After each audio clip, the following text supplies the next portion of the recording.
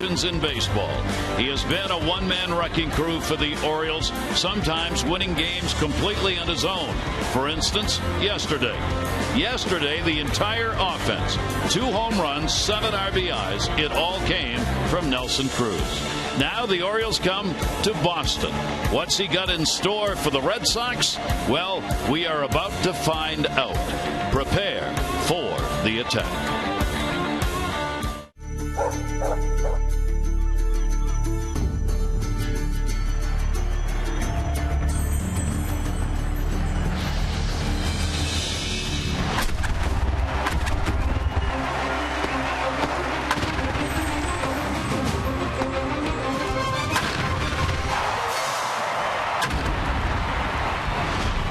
It's the Orioles on Masson, and the road trip continues. The Orioles avoiding the sweep against Tampa Bay yesterday.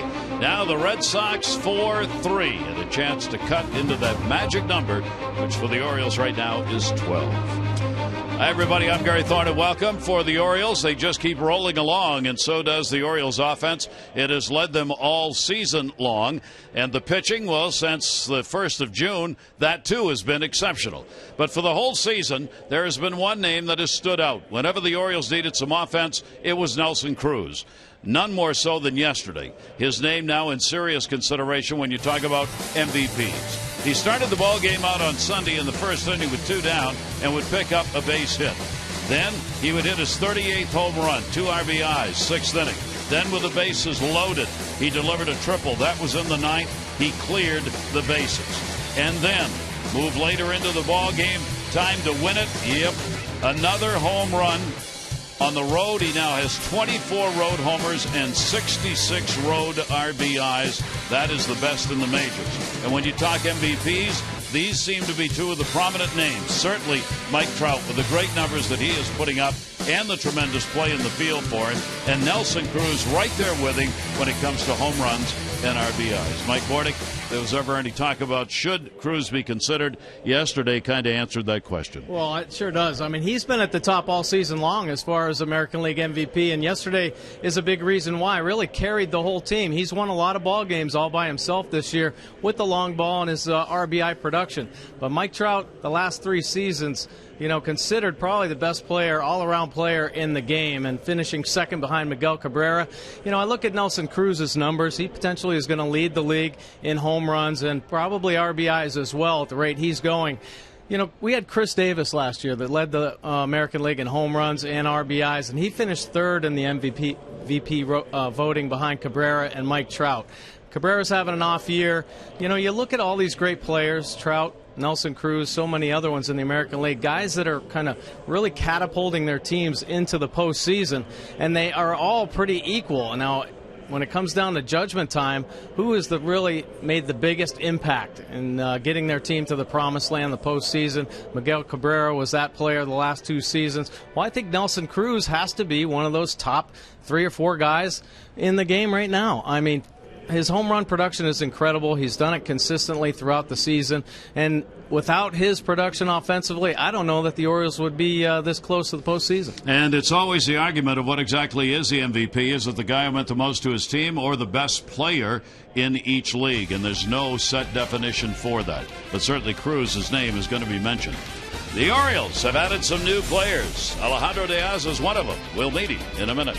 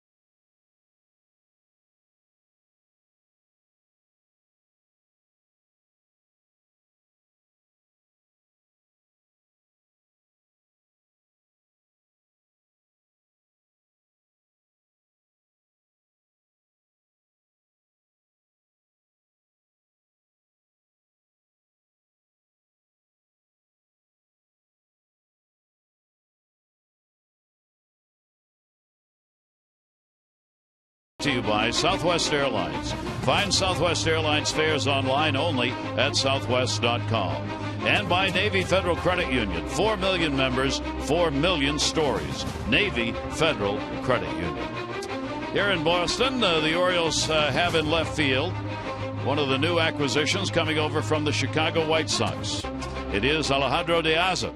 You see his career numbers, real strong batting average, not a home run hitter, brings outstanding speed, and has produced a good number of RBIs. He also played in the World Baseball Classic for the championship team from the Dominican Republic. And today when I sat down to talk with him, I asked him, give us a feel for what that tournament is like. This is a feeling that you can't explain it. That's something that I dream about like my whole life, my whole career, and to be able to represent my country in the WBC is a big thing for me. The Dominican Republic had quite a team, huh? Yes, sir. Yes. How exciting was that to win the whole thing? Well, like I told all my friend that was there with me, I don't know if I'm gonna be in another WBC, but I enjoyed that one, and I don't think there's another one like the one that happened. Let's talk about coming to the Orioles. First of all, how did you find out? Who told you were going to be an Oriole? Well, I found out Saturday night around 8 o'clock.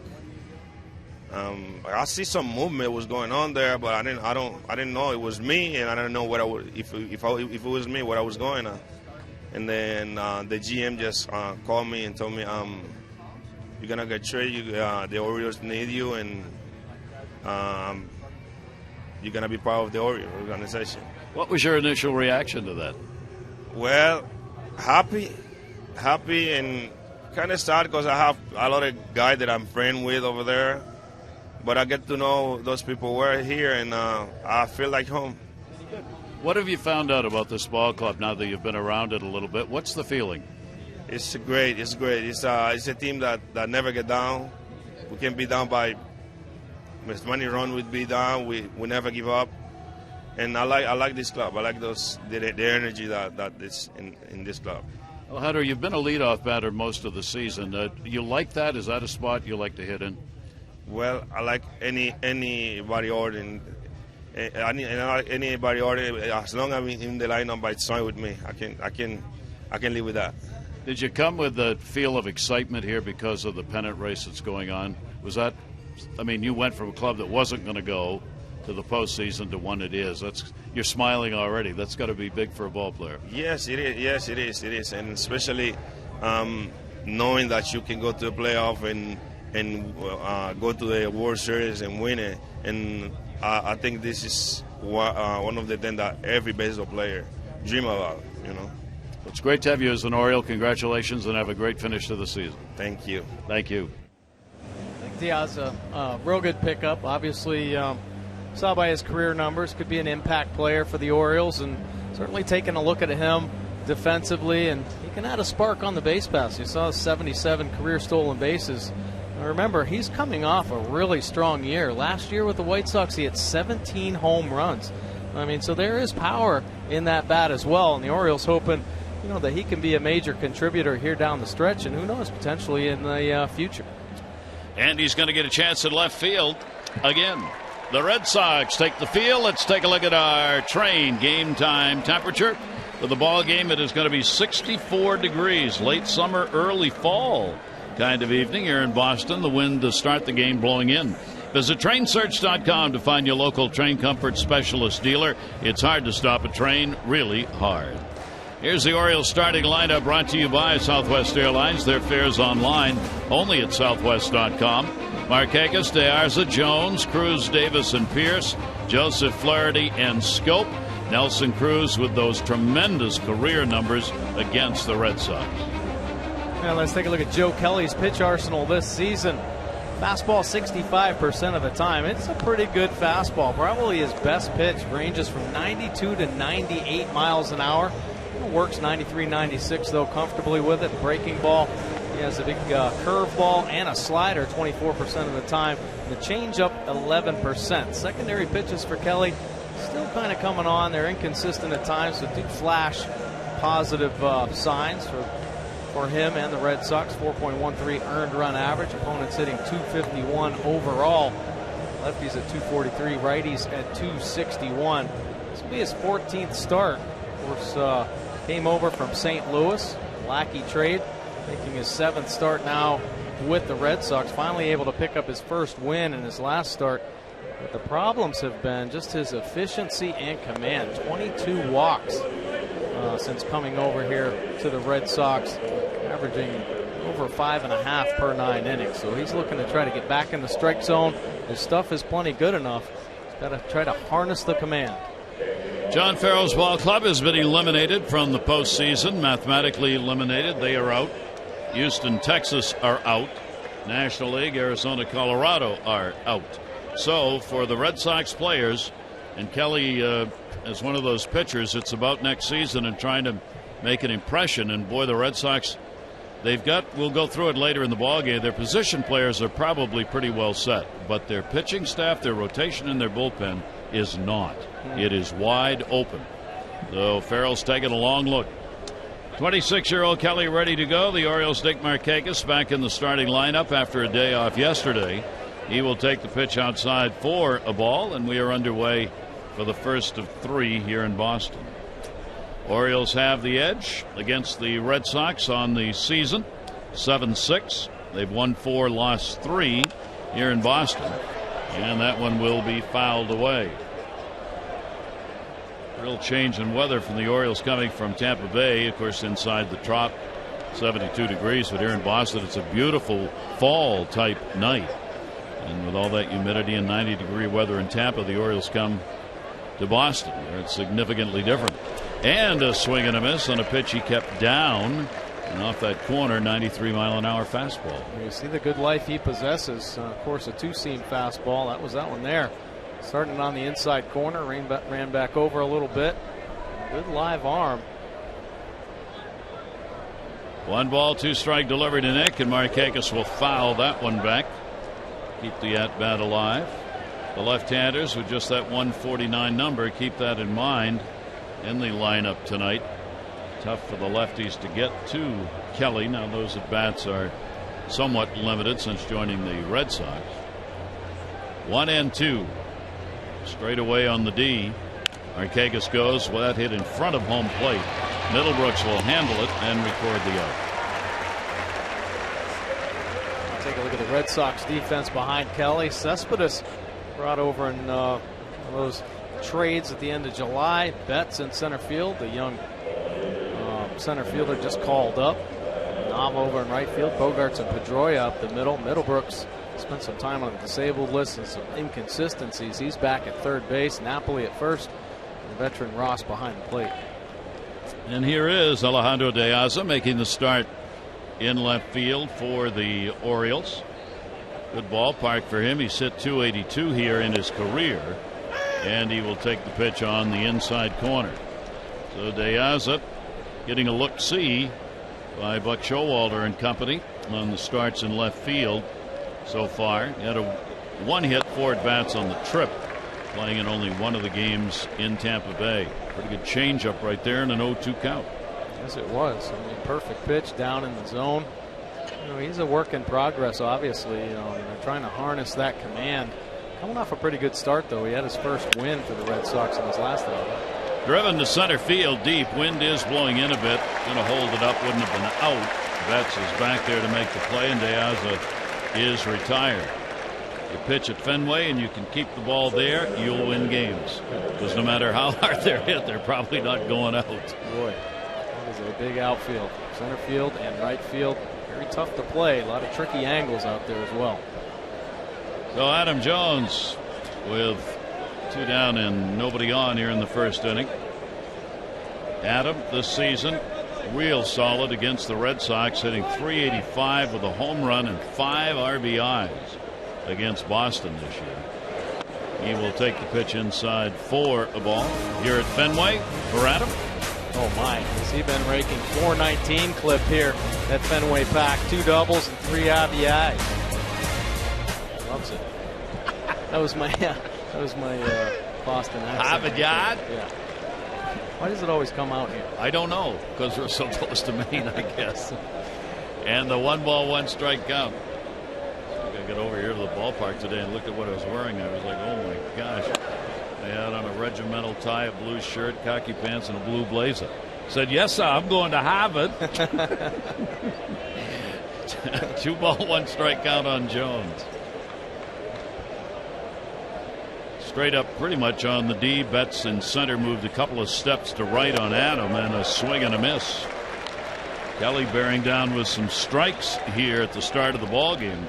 Yeah, he has been aggressive with the fastball. Take a look at the Nissan pitch track. This one 95 riding in, up and in on Adam Jones. Good life on the cheese. He's facing the Orioles for the first time in his career, and backs off, asking for the timeout. Ross behind the plate. Alan Craig with the ball club as well in that deal in St. Louis. John Lackey going the other way. That'll be fouled off. That one got a piece of Ross, and the count's 2-2. Try to get right back in there with the fastball, doubling up. See, good movement on the two-seamer. Adam just able to get enough of it to keep the at-bat alive, and Ross taking the brunt of that foul ball. Try it again here. 2 balls and 2 strikes. Delivery by Kelly is grounded foul outside of third. Adam had the day off as far as a starter was concerned yesterday, but did end up coming into the ball game, hitting the leadoff spot. Ended up with a big single in the 9th inning in his first at bat of the ball game, and would come around to score as the Orioles got 3 in the 9th. Send it into extra innings. Like Showalter's team, 83-59 coming in. That 9.5 game lead over the Yankees, and the magic number at 12. Cruz on deck. 2-2 delivery on the way, and bounce that one out in front. Jones on the road trip so far. He had a 3 for 9 with a run scored in the series in Tampa Bay. 3 ball, 2 strike count, 2 away here in the first inning. John Farrell and the Red Sox going through an unbelievable season. 3-2 delivery, and that's there. So Kelly starts out strong, gets the called third strike that Adam does not agree with. 3 up and 3 down. Gonzalez off his first career complete game shutout on the mound.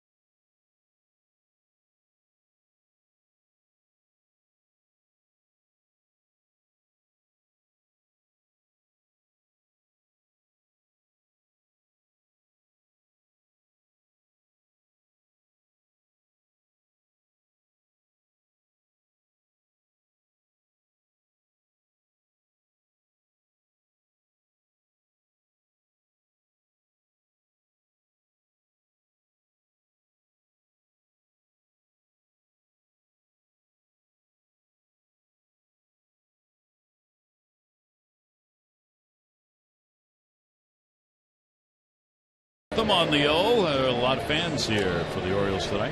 Take a look at the starting lineup for the Red Sox. It'll be Betts, Pedroia, and Ortiz, Cespedes, Napoli, and Nava, Bogarts, Middlebrooks, and Ross.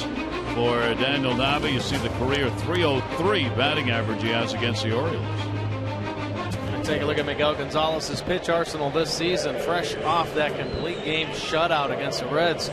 Gave up only 4 hits, a fastball 57% of the time, but that has been his big pitch.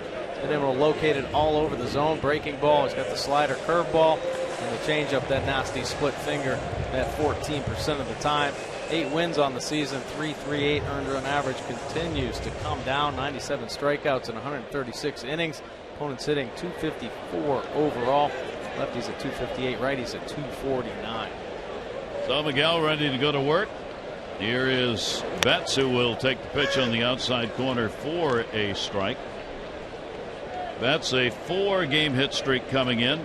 Another one of the young players looking to make an impact as the season concludes here in September. And that pitch to him will be away, 1-1. We should note right away, Bill Miller, who's the home plate umpire, Adam Jones not happy with that last call. The hitters better get used to it. There is no umpire who calls pitches more favorably towards pitchers than does Bill Miller. If it's close, it's a strike, and you better come up swinging. Yeah, you better be aggressive up there. Yeah, that fastball on Adam Jones was off that outside edge. Never even caught the plate. Tough to get to. Better start expanding the zone now. 2 ball, 1 strike count. Mookie Betts waiting on it, and that'll be in there for a strike. Betts has been hot of late. He's had multiple hits, 6 of the last 10 games. Recall from AAA the last time on August the 18th. And he's got some speed in that leadoff spot. Gonzalez's delivery to him, that's going to be a base hit up the middle. So Betts extends that hit streak to 5 in a hurry. Take a look at the Orioles defense, brought to you by Chevrolet.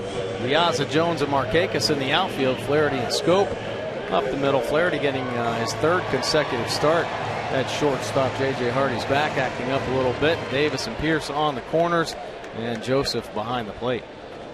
So for the moment, the Orioles will rely on Ryan Flaherty to play short. J.J. Hardy, of course, has gone back to Baltimore to have that back looked at. That has to be, not has to be, it is a real concern for the Orioles.